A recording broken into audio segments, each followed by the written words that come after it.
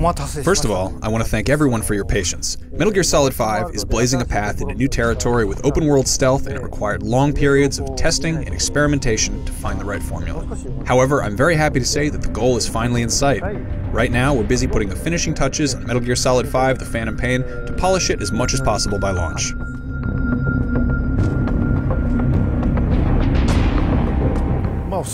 The game features vast environments filled with a huge amount of content.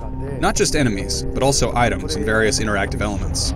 Every day is being spent adjusting these elements to strike just the right balance of strategic freedom. This is the most difficult phase of development, but also the most rewarding. I'm feeling very good about how things are shaping up.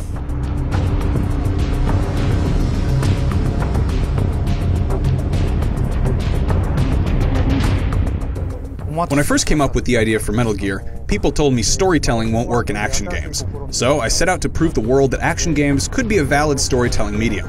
This led me to craft Metal Gear Solid using storytelling tools like cinematic effects, cutscenes, radio calls, and stage gimmicks.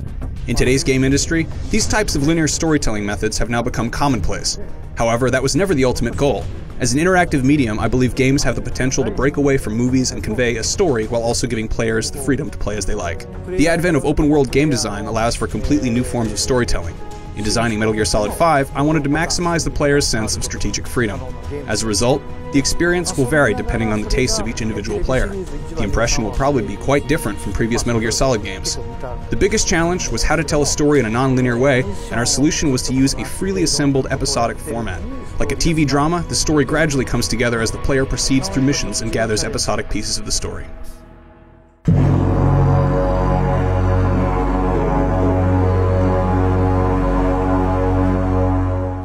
To be honest, I never set out to create a franchise called Metal Gear, and the original game actually had a different title at first.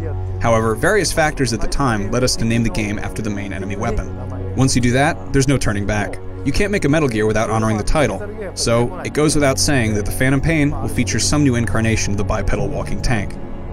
However, since the Phantom Pain takes place in 1984, the designs are influenced by popular sci-fi movies from the era. You'll see a lot of technology that didn't really exist back then. Certain aspects are realistic, but when it comes to high-tech weapons and walking tanks, what you're seeing are visions of the future through the lens of that era.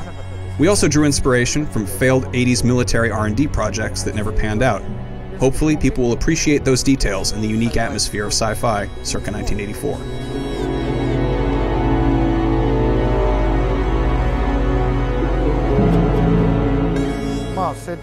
I come up with the setting and convey the character's name, age, habits, background, and language to Yoji. Then he creates the designs based on that info, and I check them and give him the feedback. His booth is right next to mine, so we're constantly communicating with each other. Once the basic design takes shape, I then leave things in his hands and check back when the model is done. Generally, we're constantly moving in tandem, checking, verifying, and discussing designs at each and every phase. Sometimes, though, he surprises me with things completely different from what I asked for, and that's the really fun part of working with him. Several characters in the Phantom Pain are the result of this.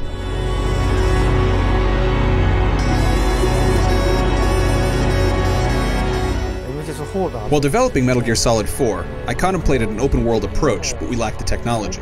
I felt we were also lagging behind Western studios in other areas like physics simulation, lighting, and rendering techniques as well. That fueled my decision to seriously invest in creating an internal game engine which we called the Fox engine. The new engine was mandatory to realize my goals for Metal Gear Solid 5: The Phantom Pain. I needed a way to empower small teams of specialists to work individually on tasks that they were best at in order to boost efficiency. The engine also allowed us to adopt more of a Western-style toolchain and team structure. Without these modern optimizations, we'd never finish a game of the Phantom Pain's scope. This resulted in Metal Gear Solid 5 differing drastically from Metal Gear Solid 4, not only with respect to content, but also with regard to development style and methods.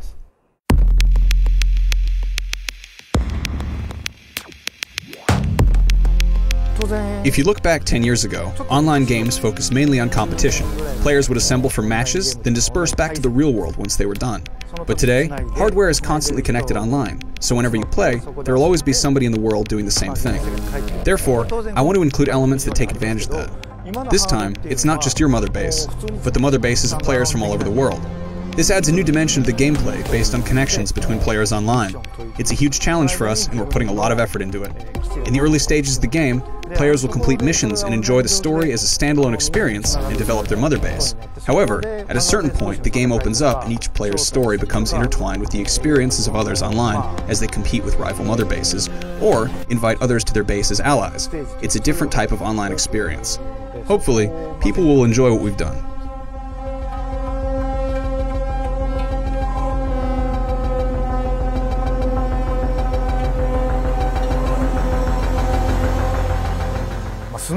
I've said it many times, but I understand why people feel Snake is cool and admire him. In reality, though, Snake is and always has been nothing more than an extension of the player. He's your alter ego. Therefore, I made a very conscious effort this time to bring Snake closer to the player's perspective. As much as possible, Snake will act based on the player rather than doing things like making spontaneous comments or flirting with women. In fact, this time, Snake won't really speak much at all. Metal Gear Solid 5: The Phantom Pain is an open-world game focused on giving freedom to the player who will drive Snake's action. Snake himself will be more of a silent protagonist similar to Mad Max and Mad Max 2. It's the characters around him who will expand the story.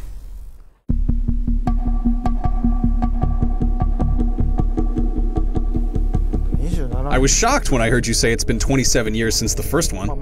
I always say this will be my last Metal Gear, but the games in the series that I've personally designed and produced, Metal Gear on MSX, Metal Gear 2, Metal Gear Solid 1, 2, 3, 4, and Peace Walker, and now Metal Gear Solid 5 are what constitute a single Metal Gear saga. With Metal Gear Solid 5, I'm finally closing the loop on that saga. In that sense, this will be the final Metal Gear Solid. Even if the Metal Gear franchise continues, to me, this is the last Metal Gear.